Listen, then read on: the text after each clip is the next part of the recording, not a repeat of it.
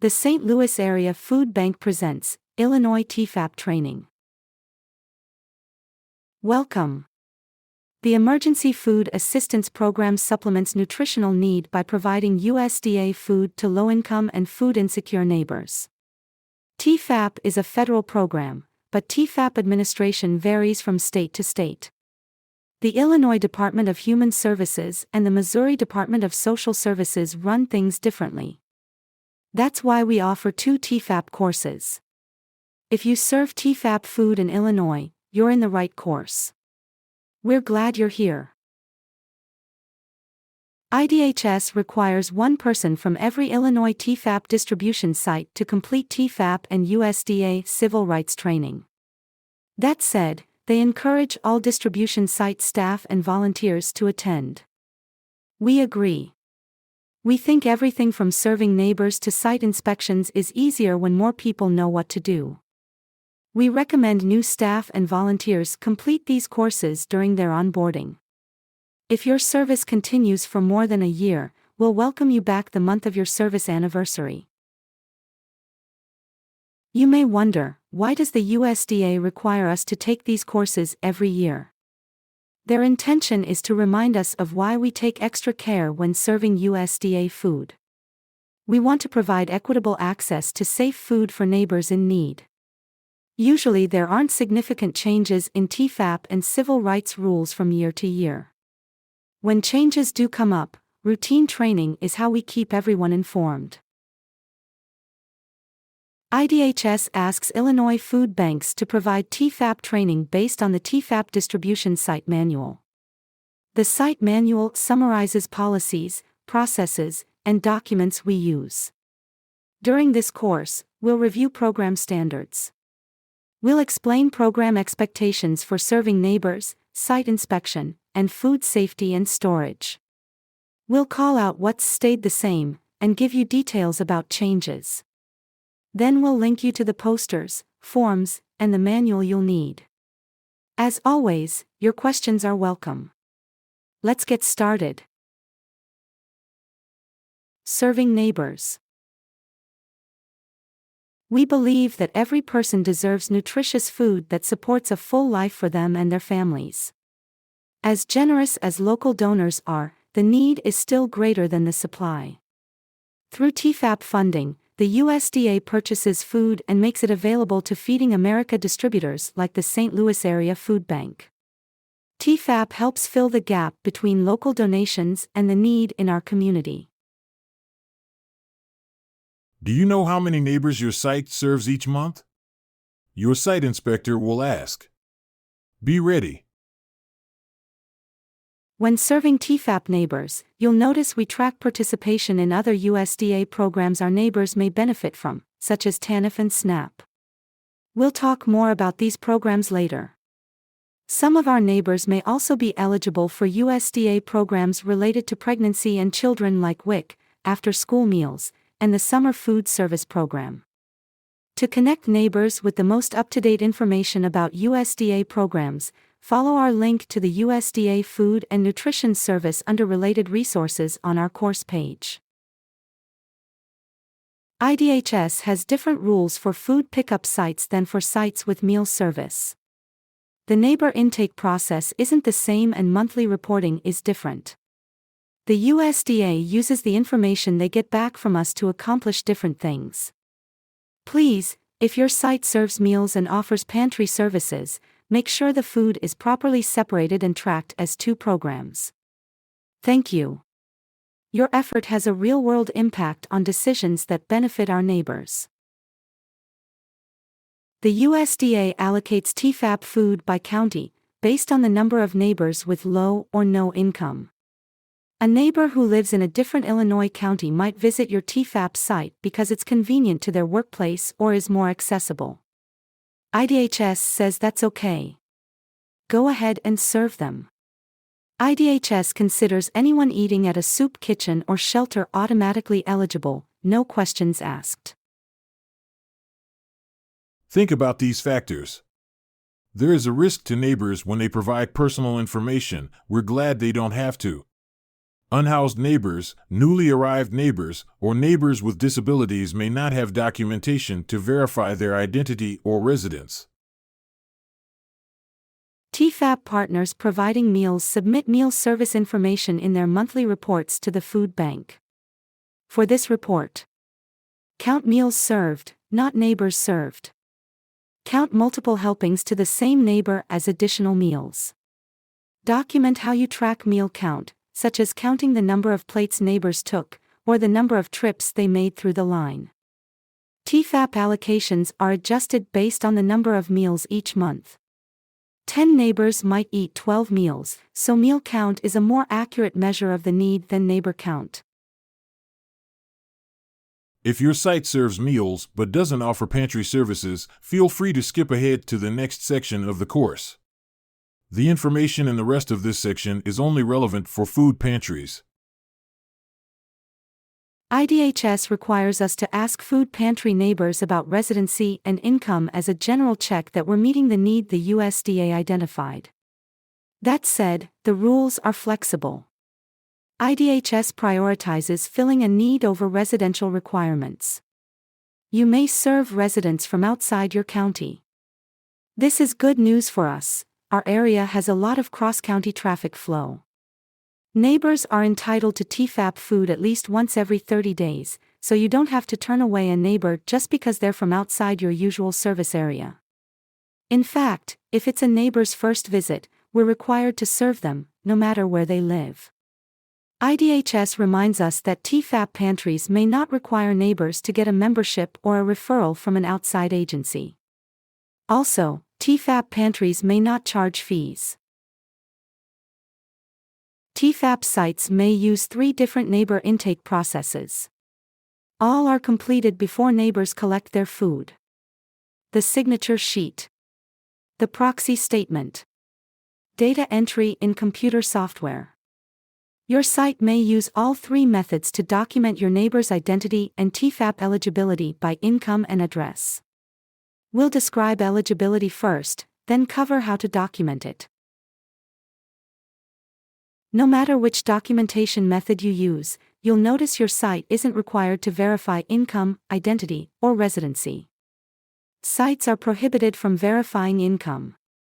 IDHS prohibits TEFAP sites from asking neighbors for their social security cards, pay stubs, or other income data.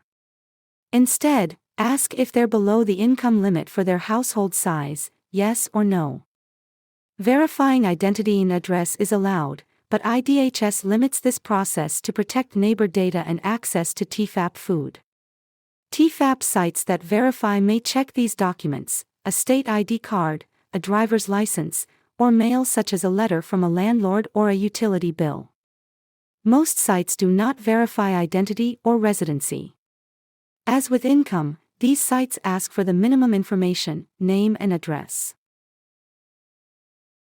Why not verify? To follow civil rights laws, we treat everyone the same. That means if we ask one neighbor to verify that they're who they say they are, we're required to ask all neighbors, every time.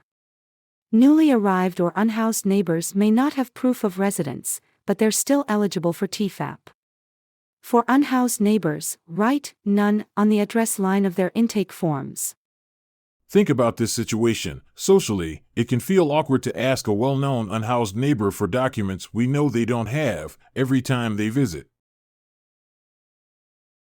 The Illinois income limit for household size can change each year, based on 2 factors. First, the Federal Poverty Guideline, or FPL. TEFAP food is available to households with income levels below the limits the federal government sets each year for the nation as a whole. Then there's the percentage. States may multiply the FPL by a set percent to help more neighbors qualify. Based on these factors, every year IDHS prints a new Illinois income chart on their intake forms. For current eligibility, always check the dates on the signature sheet and the proxy statement. Updates to the chart in this course may lag behind updates the state makes. IDHS recommends that staff and volunteers pre-fill the food bank name, distribution date, and pantry name and address. To meet program standards, these spaces shouldn't be left blank. It's also okay to fill out the signature sheet for neighbors. Refer to the income chart and ask the neighbor if their household is below the income limit for its size. If they say it is, print the neighbor's name. Capture their household size and SNAP status. Enter an address on their first visit or a new one if it's changed since then. No signature is required. Signature sheet is a legacy name, and no need to send paper to the food bank, just keep this form on site. TANF information is only required if they're participating that day. The TANF program is not available year-round. What if a neighbor can't come and collect food for themselves and someone else offers to collect it for them? IDHS allows sending a proxy, a substitute, to collect food. Under the USDA, they established a statewide procedure using a proxy statement so everyone benefits in the same way. The proxy statement replaces the signature sheet. Proxies don't complete both. The proxy statement is valid indefinitely. Proxies complete a new form when there are changes, such as when a neighbor moves to a new address. Neighbors may have as many proxies as they like, they just need to complete a proxy statement for each one. Proxies may serve more than one neighbor. We'll go over how to set up a proxy to help a neighbor next. Notice that the proxy process requires 3 signatures and 3 dates. The proxy brings the form to the neighbor. The neighbor enters the same information as the signature sheet, plus their signature and the date. The proxy brings the form to the pantry. The proxy completes, signs, and dates their parts of the form. Pantry staff or volunteers review the form to make sure the blanks are filled in, sign and date the form, and file it on site. We just covered eligibility practices and how to document them using pen and paper. Digital intake can save both time and space. If your site is already collecting information using computer technology, congratulations. Monthly reporting is going to be much easier. Here's what you need to know. The proxy process isn't paperless. There's no digital proxy statement at this time. The signature sheet may be fully paperless. Please check that your site's process captures exactly the same information IDHS requires on the signature sheet. We recommend keeping current paper copies of signature sheets on hand. In the event of power, internet, or equipment issues, you'll have a backup method ready to keep neighbor intake moving along. You can complete data entry later. Interested in going digital with your TEFAP intake? Ask the St. Louis Area Food Bank to onboard your site to Service Insights on Meal Connect. Whether you're doing a full conversion from paper to digital, or simply looking to upgrade software, Service Insights on Meal Connect is available to you. It's free. Feeding America makes this possible. The food bank provides training and launch support. There's a place to track your proxies. Just make sure you filed a proxy statement in the classic paper with signatures way. In the words of an Illinois TEFAP partner, we started using Service Insights last summer, and we love it. The food bank made the process so easy. Monthly TEFAP reporting includes household information we collect during neighbor intake. Household size informs the USDA how many neighbors TEFAP food reached. For household size, note the number of people who eat there. For TANF, note the number of children aged 18 and younger. Lastly, note if the neighbor is a SNAP recipient by checking yes or no. Next, we'll explain why we collect data about those programs. The TANF program, or Temporary Assistance for Needy Families, primarily serves children when school is closed for the summer, usually June, July, and August. The U.S. Department of Health and Human Services awards TANF funds to IDHS. Based on the availability of TANF funding, food banks purchase TANF food in bulk for TEFAP sites. Together, we distribute TANF items like cereal, peanut butter, and milk. During neighbor intake, we only document the number of children in a household when TANF distribution is active, not year-round. We may not give out TANF food without getting this number first. SNAP stands for Supplemental Nutrition Assistance Program. As part of USDA program outreach, we track participants, distribute SNAP applications, and provide contact information. We also help neighbors with the application process if they wish. IDHS provides us with these talking points when explaining SNAP to neighbors. SNAP offers nutritional assistance to millions of people. Neighbors get a SNAP card they can use at grocery stores to buy food. Regardless of SNAP eligibility, neighbors can continue to get food at their pantry. The main rule that guides distributing TEFAP food is, mix it up. Distribute TEFAP foods in combination with food from other sources. TEFAP food may not be distributed separately. The monthly report summarizes information from neighbor intake, reports operating time, and tracks how well supplies met demand. Make sure to support the staff member or volunteer who takes responsibility for completing the report. Take the time to do neighbor intake correctly, and store their records carefully. New in 2024, food pantries enter monthly TEFAP reports online. Say goodbye to postage costs. Site inspection. There are more than 680 TEFAP distribution sites throughout the state of Illinois. St. Louis area food bank partners are unlikely to host an Illinois site inspector often. It's possible for a site inspector to arrive and find that no one on site that day has prior experience with government site inspections. Don't be surprised. Be ready. In this section, we'll prepare you for site inspections. We'll go over IDHS's site inspection checklist and call out what's changed. Please share what you learn. To receive TEFAP food, each site signs a contract that gives St. Louis Area Food Bank, IDHS, and USDA inspectors the authority to conduct unannounced inspections.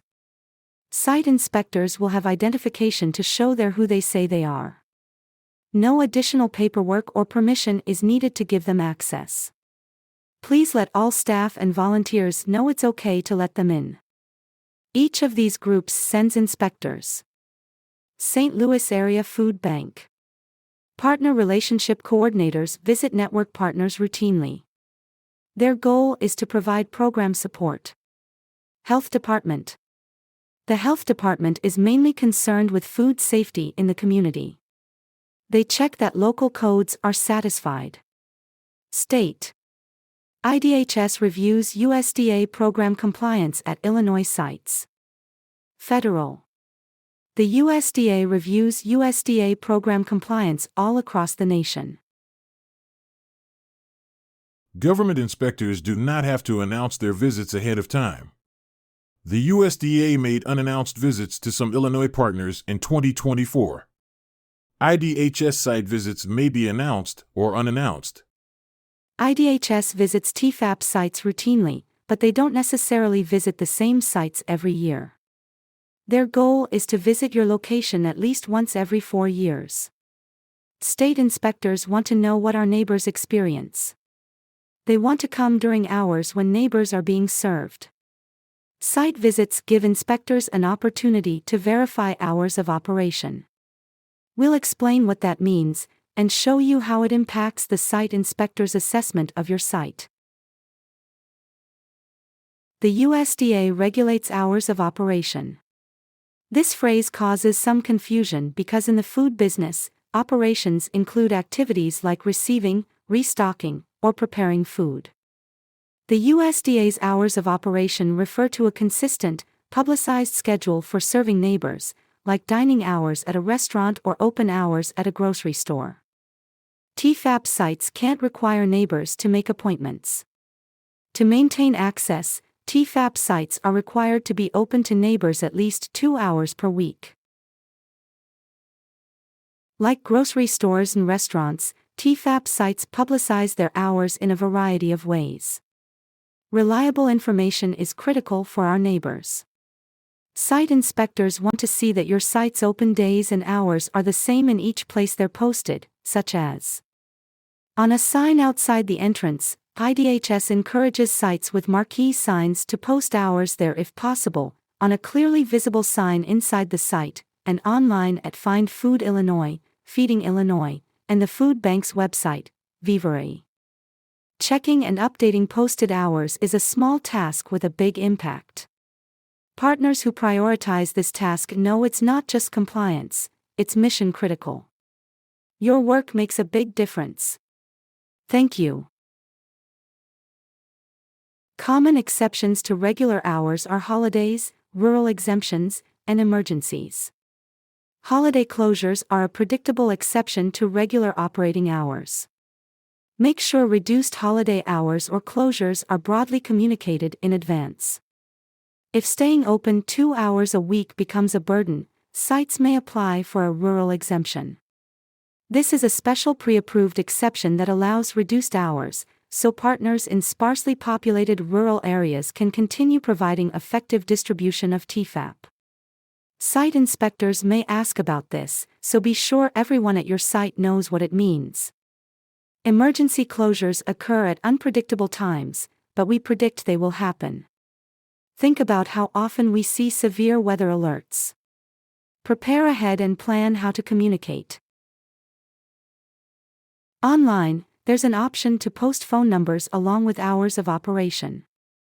During emergency closures that impact only your part of our metro area, a phone number to other sources of help can be a lifeline. The food bank would like to see 2 phone numbers on posted signs and online. Include the official phone number for the distribution site, plus a backup number neighbors can call when the site is closed. Acceptable backup numbers include the St. Louis Area Food Bank's number, 211, or a cell phone number answered by site staff or volunteers. We found that 211 does a good job serving neighbors. Their resources go beyond locating emergency food to help with other needs.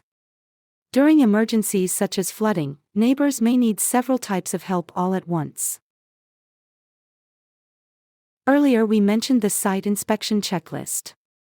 Officially, IDHS calls it the TEFAP Distribution Site Observation Form. To prepare TEFAP partners for site inspection, IDHS includes a copy in their site manual so everyone knows what to expect. If you wonder if your manual is up to date, check the link here on our course page and ask us plenty of questions. When in doubt, our partner relationship coordinators will get you answers. It's critical to review the most up-to-date IDHS checklist and get your questions answered ahead of a site inspection. IDHS made changes in the 2020s that expanded their checklist. We'll call out some of the recent changes here. For those of you who are new to site inspections, we'll explain what some of the older checklist items mean as well. General information questions haven't changed. If you were inspected today, could you answer them? The inspectors may ask any person, even the newest volunteer, for answers. Did you know that inspectors check inventory to see if sites are successfully moving food out into the community? Ideally, you won't have food on hand longer than 2 to 3 months. More than 6 months. Ask the food bank for help. For those of you who are new to site inspection, the checklist isn't set up where yes always means pass and no always means fail. Yes and no describe how you operate, and for some questions either one could be an acceptable practice. There are likely to be follow-up questions so you can explain. If needed, the inspector can document why the practice is acceptable in comments. The public awareness questions should look familiar from the civil rights course. At TEFAP sites we're required to display the USDA's and Justice for All poster, which contains the full non-discrimination statement. You may remember that posting hours of operation also meets a civil rights requirement to maintain effective, public notification about a USDA program. If your signage mentions TEFAP or USDA food, include the non-discrimination statement as well. By now you may be wondering, should I be taking notes? That's not a bad idea. IDHS took great notes for you in their TEFAP distribution site manual for food pantries, soup kitchens, and homeless shelters.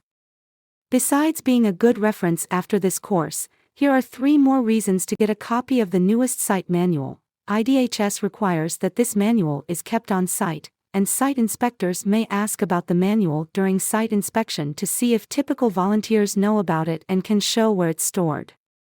The manual contains a copy of the site inspection checklist so everyone can see it.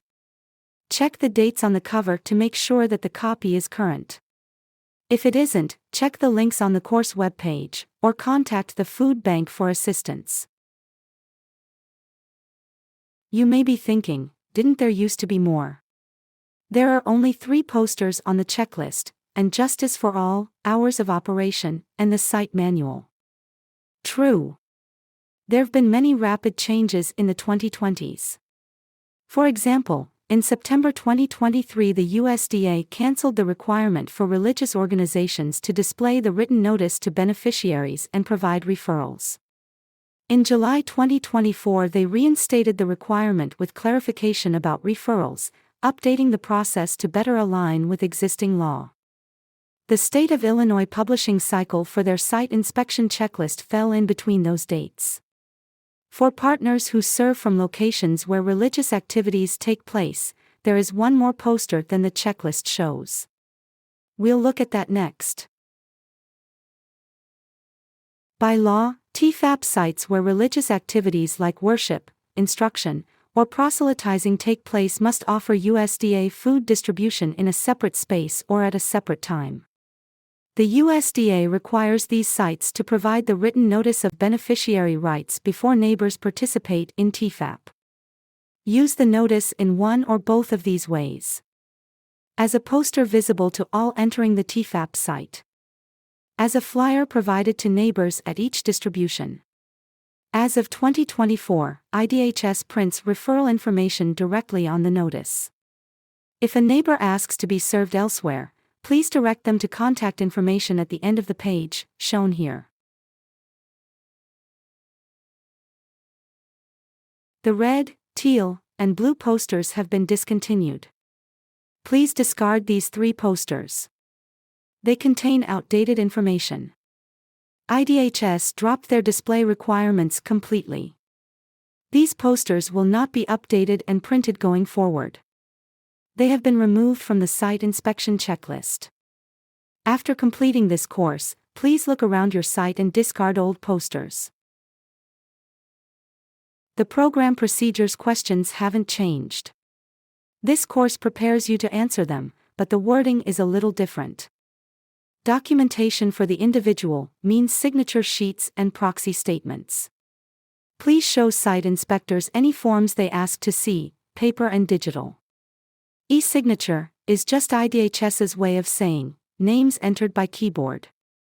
They're not expecting a touchscreen drawing signature. We'll come back to the last 2, grayed out, questions, together with safe food storage. Whether partners collect information on paper or digitally, site inspectors expect that all documentation is stored and accessible on site. Inspectors check documents from the current year and 3 previous calendar years. To save space, it's okay to discard outdated records. If the current year is 2024, all records dated 2020 and older can go. All records dated 2021 onward should be available for review. Here's a list of the records the food bank looks for during site inspections. Neighbor intake records and monthly report. TEFAP invoice for each month. Temperature and pest control logs. Copies of food safety certificates. Most recent health inspection report. Flyers, newsletters, or materials that mention USDA or TEFAP, and training documentation. In 2024, IDHS expanded program integrity to include civil rights questions taken directly from Food and Nutrition Service Instruction 113-1. This is a major change from the past, when only the first 2 questions appeared here. We covered FNS Instruction 113-1 rules related to these inspection questions in our Civil Rights course, so we won't cover them again here. Other line items concern general building maintenance and haven't changed. Next, we'll cover food safety and storage. At the same time, we'll review the 3 remaining areas of the site inspector's checklist: dry storage, cold storage, and soup kitchens and homeless shelters. Food safety and storage. Before we begin, we want to make clear that this TEFAP course provides a basic overview of food handling and food safety. Food safety certification is a separate course. The St. Louis Area Food Bank offers ServSafe's Food Handler training for food banking, free to all volunteers and staff. Combined, the course and certification exam take about 2 hours to complete. One certified person needs to be present during TEFAP distributions to meet USDA regulations. Having many certified volunteers makes meeting this requirement easier. Some volunteers may have food safety certifications from other places. Contact St. Louis Area Food Bank to get these certifications on file for your distribution site. Site inspectors check certifications and other food safety documents, such as logs. Site inspectors check temperature and pest control logs. IDHS does not provide forms for logging, leaving it up to partners to create their own logs. To help, the St. Louis Area Food Bank created a temperature log for partners. Some partners use this form already. New in 2024, the food bank created a pest control log for partners. If you aren't using one already, this log may help you get started. A link to each log is available on the course webpage for downloading and printing. We mentioned earlier that we'd return to program procedures. When site inspectors review food storage practices, they check that systems for keeping food safe to eat are in place. They want to see logs that document routine checking for signs of pests or temperature control issues. Contact information for professional help, like a pest control company, should be readily available. Invoices document the handoff from the food bank to partners. Count the TEFAP items as you accept them; they should match the quantity printed on the invoice. The St. Louis Area Food Bank works hard to ensure food reaches partners in good condition. The invoice also transfers responsibility for food condition from the food bank to partners. Before parting ways, check: does the food look okay? Get in touch with the food bank immediately if you suspect missing food, pest activity, or product damage at receiving. Accept the food after you've resolved any issues. Then, store your invoices. Like temperature and pest logs, site inspectors review invoices. Cleaning TEFAP sites is similar to cleaning commercial kitchens and restaurants. TEFAP sites must comply with state and local laws, policies, procedures, and warehousing standards. Site inspectors check to see if food containers, shelves, and floors have been wiped clean of food spills. Pests will nest in packaging, so they'll also look to see how cleanup is handled generally. Food storage equipment should be well lit and positioned for cleaning. Positioning dry storage shelves 4 or more inches away from walls makes it harder for pests to nest in corners, because nesting materials and dry spills fall to the floor. Shelving adjusted to 6 or more inches above the floor leaves room for brooms and mops to reach under shelves and keep the floor clean. Organizing TEFAP sites is similar to organizing a grocery store. We reduce the risk of bacterial and chemical cross-contamination by keeping goods separate and contained. Be sure to clearly separate non-food items from food items. In addition to food, we often distribute household items like soap and laundry detergent. Keep cleaning products on a separate rack, or at least on a lower shelf than food items. Well-organized storage is not crowded. In dry storage, maintain at least 2 feet of clearance above food on the top shelf to prevent overheating. Food should not be stored in direct sunlight. Air circulation around food in cold storage is also important to maintain the correct temperature. In 2024, IDHS added a question to cold storage: are all temperature logs posted near cold storage devices? Refrigerators and freezers must have working thermometers. Checking and logging the temperature is a routine task. Refrigerated foods should measure 35 to 40 degrees Fahrenheit. Frozen foods should measure at or below 0 degrees Fahrenheit. While checking temperatures, we can also verify that storage containers are accurately labeled with the contents and a date. In 2024, IDHS reworded questions about dry storage. We talked about most of these items, but you might be wondering what site inspectors mean by, does the inventory seem appropriate for service area? If your site serves neighbors with dietary restrictions, it's appropriate to be flexible and adapt to honor their restrictions with a mix of foods that still meet their nutritional needs. It's inappropriate to limit nutritional offerings, such as protein. We'll explain FIFO food rotation next. Tina accepts fresh donations. 1 bag of apples and 2 boxes of tomatoes were left in the cooler from yesterday. Tina puts away the new apples and tomatoes. Tina made a mistake.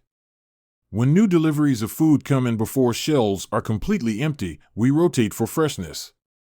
At the end of the day, 2 bags of apples and 5 boxes of tomatoes are left. Yesterday's product is still there. To rotate food, begin by removing yesterday's food. Then, put away today's delivery at the back of the shelf. Return yesterday's items to the shelf. Now the items that arrived in first will be the first items out to neighbors today. This rotation rule is referred to as FIFO, or first in, first out. Rotating for FIFO prevents undated food from aging in storage. Today, Tina accepts milk with an end date of March 20th. 2 cartons of milk with an end date of March 31st are still left from yesterday. She puts today's milk in front. She wants the food that expires first, March 20th, to go out first. Tina is correct. First expired, first out, or FIFO, meets the same goal as FIFO. We don't want food to age in storage.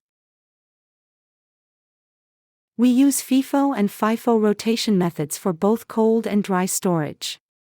When food isn't dated, such as fresh fruits and vegetables, we rotate food using the FIFO method. There are several types of end dates on TEFAP food: best by, sell before, or best before dates, to name a few. For USDA food, please treat them all as expiration dates. When food is dated, the USDA expects us to discard TEFAP product after its end date. No one wants to waste food, so checking end dates and rotating food is very important. Please let the food bank know if you have a lot of food about to expire. We'll work with you to distribute it another way and prevent waste. Phoenix is a ServSafe certified food handler who accepts local donations of bulk foods. They often repack bulk donations of potatoes and apples to make portioning and storage easier for the smaller households in their community. Repacking means transferring bulk food with low contamination risk into other containers. As a general rule, food exempt from FDA nutrition label laws can be repacked. Fresh produce that has not been processed, such as whole fruits and vegetables, may be repacked. Gil accepts a TEFAP allotment of frozen chicken. Each package contains 6 chicken breasts. He sees Phoenix at work and likes their idea. He begins to repackage the chicken, 2 to a container. Phoenix stops him. Gil, we can't repackage USDA food. It's got to go out in the original packaging. Phoenix is correct. Just like a grocery store, we're prohibited from repackaging USDA food that is sealed, labeled, and stamped with packing or end dates under federal inspection at the processor. Repackaging raw and processed foods creates contamination risk. The IDHS manual and the TEFAP contract both state that we have permission to repack food, but repackaging food is prohibited. IDHS has two main rules about receiving TEFAP food allotments in Illinois. Collect TEFAP food in a timely manner every month. Accept the mix of USDA foods as given. Allotment size grows and shrinks depending on supply. At times, our fair share is not enough or too much for local demand. Local demand is always changing too. Unfortunately, refusing to accept the monthly allotment or choosing among USDA foods aren't options for this program. If storing large allotments becomes an issue at your site, contact your partner relationship coordinator to discuss your options. Gil thanks Phoenix for explaining why he can't repackage food. I'm trying to solve a problem. This chicken is close to its end date. Neighbors want chicken, but for some the package is too large. Phoenix has an idea. Let me check with the food bank. Mary has permission to transfer some TEFAP food to us today. Would it help you if we got permission for her to accept some of the chicken? TEFAP food distribution is tracked. If there's a recall, we want to know where that food is. The food bank can approve a TEFAP food transfer between TEFAP partners in the same county. We use the IDHS transfer sheet to track TEFAP food transfers when food is not moving through a location fast enough. This may be especially useful in regions where cultural or religious dietary restrictions are common. Zeke checks a cheese donation. The boxes are all dated best by 3 months from today, so he accepts them. He opens the first box and puts away 36 packages of cheese. He opens the second box and sees mold through the plastic. He lifts out the cheese and discovers that the plastic wasn't sealed correctly at the factory. Yuck! Zeke just identified out-of-condition food. The date on the product is never a guarantee that food is safe to eat. TEFAP food handlers should remove unsafe or poor-quality USDA food and report it right away. The St. Louis Area Food Bank wants to know. Watch for poor packaging, such as bulging or rusty cans, torn bags, and leaks. Also watch for foreign material in product, such as metal or Band-Aids. In general, watch for odors or appearance that indicate quality issues. A food recall attempts to halt the distribution of unsafe food before it reaches the public. IDHS monitors recalls for all Illinois TEFAP sites. The USDA classifies recalls in 3 ways. Class 1, a reasonable probability that consuming the product will cause serious, adverse health consequences or death. Class 2, a remote probability that consuming the product will cause adverse health consequences. Class 3, consuming the product will not cause adverse health consequences. In the event of a food recall, IDHS will inform all Illinois food banks. The St. Louis Area Food Bank will contact TEFAP partners to explain the recall and any follow-up actions we'll need to take. In 2024, IDHS added site inspection questions and clarified their wording for soup kitchens and homeless shelters. The newest ones are: does the soup kitchen also operate a food pantry? If yes, is food properly separated and tracked for the 2 programs? Does the soup kitchen use non-porous countertops? Are workers required to empty shirt pockets and remove jewelry to prevent objects from falling into food? Your site may have always had these practices. If not, please be sure to reach out if you need help making adjustments. IDHS clarified 2 items about sinks.